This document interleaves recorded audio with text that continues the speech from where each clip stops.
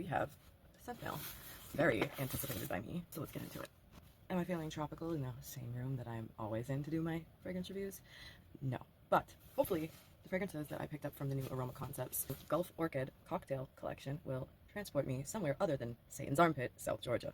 Let's see. Okay, so we have 3 out of like 6, and I am super excited for all of these. I looked at the notes.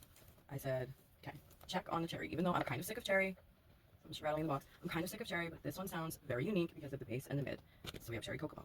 We have Mangotini, and I have been really looking forward and looking and seeking a mango that is more gourmand and has a little bit more than just mango. I want a gourmand mango. I want like a creamy, caramel, sensual mango. I'm actually waiting on something else that's supposed to come in. A niche fragrance that I've been waiting to try that's a mango, but we haven't got that one yet. So I'm hoping this will scratch that itch. And actually my first pick, which Vanilla on the Beach, if you didn't know it was going to be the vanilla, then this is clearly your first time here. So anyway, if it's your first time here, hi, I love to smell like a snack. So let's see if any of these give tropical snack. So let's start with my first cocktail, which I don't drink, but let's start with Vanilla on the Beach. Let us see what Miss Vanilla on the Beach is giving. Why is it always a struggle to take the cellophane off? Can I just do it gracefully? That'd be so much fun. Okay, Vanilla cocktail tray down. And let's see what Miss Vanilla on the Beach is all about. The packaging is really cute. Oh, and I have the notes on the side. That's cute. It says recipe and has the notes. So, liqueur, pear, and divana. The heart is spicy, just spicy, comma, patchouli, which is spelled wrong. It's spelled with a Y at the end, unless I'm bugging, but I thought it had an I at the end. And then dry fruits. Okay, go for it. Could go off with the typos. And the base notes are tonka, vanilla, and ambery. Not amber, ambery. I haven't quite figured out what this trend is with adding Ys that we don't need and like not adding proper grammar. Whatever. Okay, let's just see how it freaking smells. The bottle is so cute. Oh my goodness. Okay, let me see if I can do this the right way for once. Yes, it's in the front. Okay, let's put this down. This is literally adorable with a little umbrella. Very cute. Vanilla on the Beach by Gulf Orchid. So I can't smell anything yet, but I have my little test strip here. So let us turn it around. Ooh, that's very spicy. Oh, yeah, this is a me fragrance all freaking day.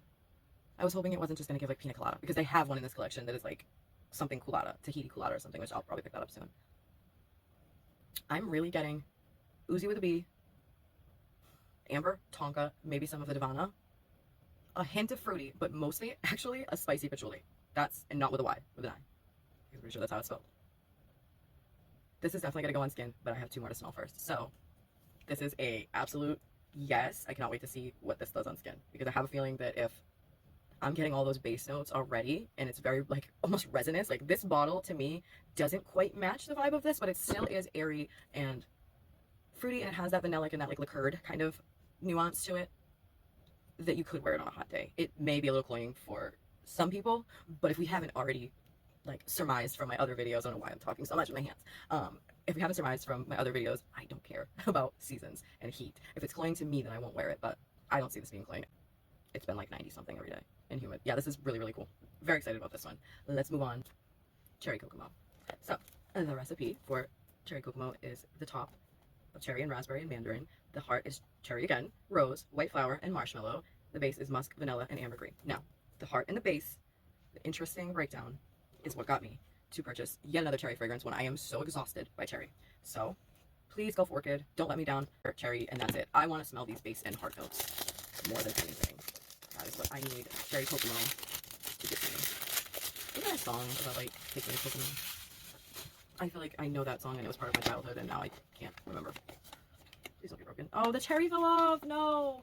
I knew it. The bottle is beautiful, but we're gonna have to, if we're keeping her, we're gonna have to glue the little cherry back on. I can see where it was supposed to go. Hold on, let's see if we can position it back on just for the aesthetic of, nope, it's gonna flop over. So sad. My mailman's usually pretty good, so I have a feeling it was just maybe rummaging around in the bag. But do we see how pretty these icy kind of bottles are? I can't smell anything yet. Turn the atomizer around. Let's see what's up with Miss Cherry Kokomo.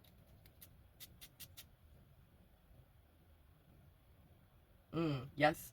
Yes, yes, yes, yes, yes. Yes, it's not just cherry. Thank you. Is it a lot of cherry? Yes. But even at the beginning, I'm getting more. Maybe a little bit of musk, a little bit of the floral nuances, Not smelling anything super marshmallowy yet, but there's a little bit of powderiness. So I can see this definitely transforming on skin because, again, on paper, we're just doing initial thoughts on paper right this second, but I'm sure on skin, it'll be a lot different. It'll transform and give the nuances as it warms up in the heat as we go on vacation to Kokomo or go to work in South Georgia and sweat. And last, but certainly not least, is Mangotini, which packaging, very cute, 10 out of 10 for the aesthetic of the packaging. Let's get Miss Mangotini out and see what she's about. I didn't mean to rhyme. I really didn't. Oh, the top notes are citrus, mango, and blackcurrant. The heart is lily of the valley, sandalwood, and peony. And the base notes are musk, vanilla, and ambergris. So this is one I debated on picking up because, again, I'm waiting for that mango that's going to knock my socks off. But I actually waited for the live and basically got 3 for the price of 2. So I said, yes, we will be getting the mango. Okay, so thank goodness my mango is intact. It's on top. I'm very happy that only one of my bottles was, you know, a little broken. But, oh, if this smells the way that I think it's going to, we're about to be really happy. Okay, and I don't really have to turn this one too much. Let's see what Mangotini's about.